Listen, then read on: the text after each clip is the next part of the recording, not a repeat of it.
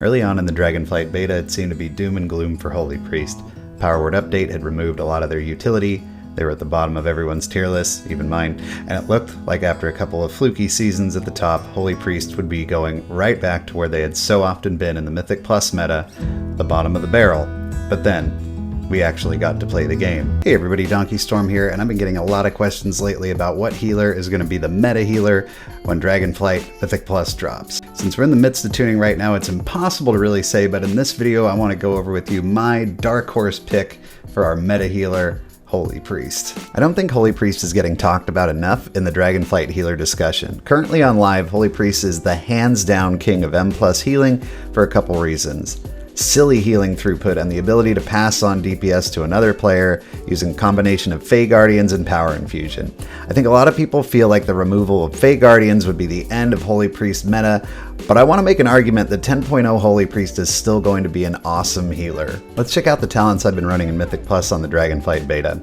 This talent build really only takes two things into account: single target healing through Flash Heal, Heal, and Holy Word Sanctify, and damage. So in the class tree, we're going to shoot off to the right and take these Shadow Word Death talents. Down the center, we move toward important talents like Power Infusion, Mass Dispel, and Twins of the Sun Priestess for a personal Power Infusion. We're then splitting off to the right to get Mind Games and its synergy talents, and on the far left, getting Surgelite and Power Word Life. In the Holy Tree, we're pretty much taking anything that buffs our Flash Heal, Heal, and Holy Word Sanctify, and from a damage perspective, we're taking Holy Fire talents. Some of the highlights are Imperial Blaze, which gives us 3 instant Holy Fires, and Searing Light, which makes targets affected by Holy Fire take 50% increased damage from Holy Nova and Smite. On the healing side, we want Apotheosis for 5-man content, Resonant Words to give us big chunky heals following Holy Words, Lightweaver, which is basically an improved version of Flash Concentration, and Miracle Worker to get 2 charges of our Holy Words. I really love this talent build because of how specialized it is. The Holy and Class Tree really allow you to maximize single target heals and pretty much totally avoid AoE raid style heals entirely, with the slight exceptions of Prayer of Healing and Rapid Recovery. Okay, and if that build is a little too greedy for you and you want something safer, you can take a couple points away from Mind Games and instead drop them into Light's Inspiration to buff your Desperate Prayer and Angelic Bulwark to get a shield when you hit low health. You could also forego the 2 charges of Holy Words in favor of our cheat death talent, Restitution, if you're really worried about dying. I'm not saying this is an end-all be-all build. There are definitely different options and they're all still being figured out, but this has worked for me. So what feels different about Holy Priest healing in Dragonflight dungeons?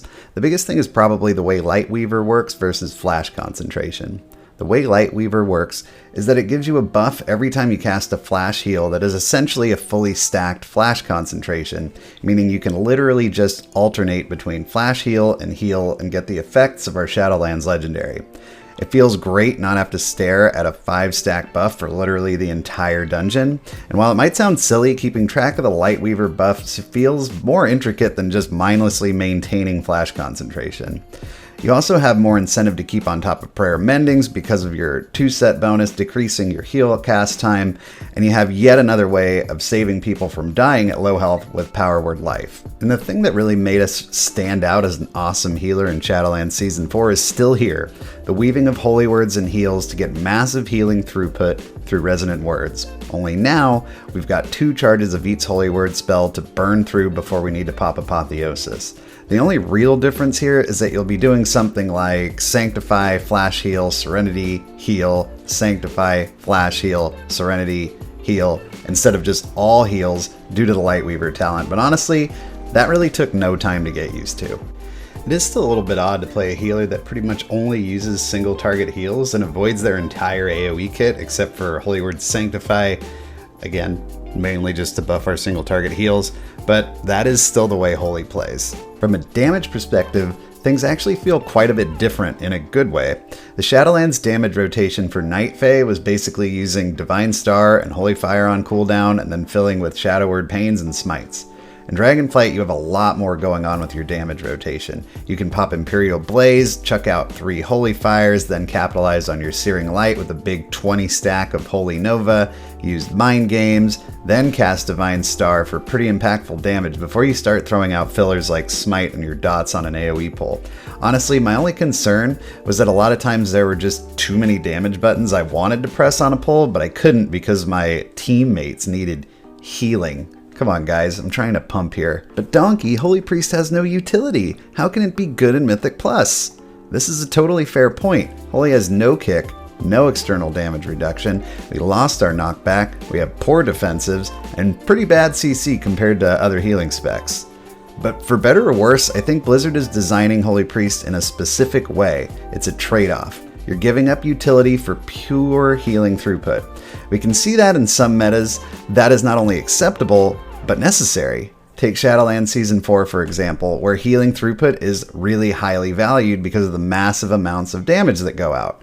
In earlier seasons of Shadowlands, where that was not the case, we valued damage from healers over all else.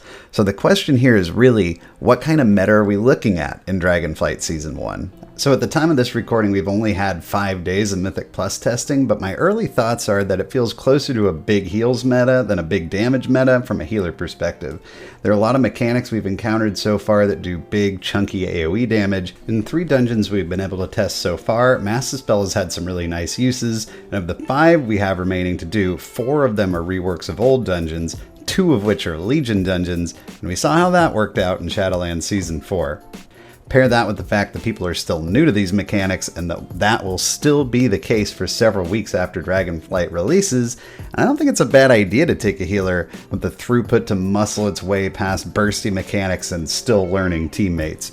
And during the testing I've done with literally every healing spec, Holy Priest has been the easiest one to quite simply keep the group alive, and I mean, that's gotta be worth something, even if it isn't the flashiest or most exciting spec of the bunch. See Mistweaver Monk, that video coming soon. So look, I'm not ready to crown Holy Priest the king of Dragonflight Season 4 Mythic Plus. There's still going to be a ton of tuning coming our way between now and then. We have no idea how Holy Priest DPS will compare to the other healing specs at that time, and one thing to keep in mind is that the Holy Priest DPS profile is not the kind where it does not intrude at all on your healing, like Ashen Hollow Paladin for example.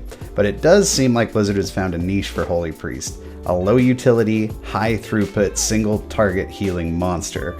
I'm just saying that is not a bad thing to be in dungeons with a high healing requirement, and we have the last few months of Shadowlands to use as evidence of that. Keep Holy Priest in your back pocket as a dark horse main when Dragonflight comes out if you're just trying to keep your groups alive and score some fat loots. So those are my thoughts on Holy Priest, guys and gals. I think it's currently a very underrated healer that might still fit in the Dragonflight Season 1 meta really well, with a lot of positive changes since Shadowlands. I'd love to hear what you think in the comments. Will Holy Priest return for another stint at the top of the healer heap, or is it destined to go back to the bottom of the barrel where it's been for so long?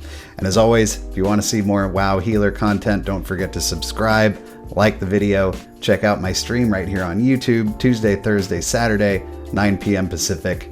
Happy healing.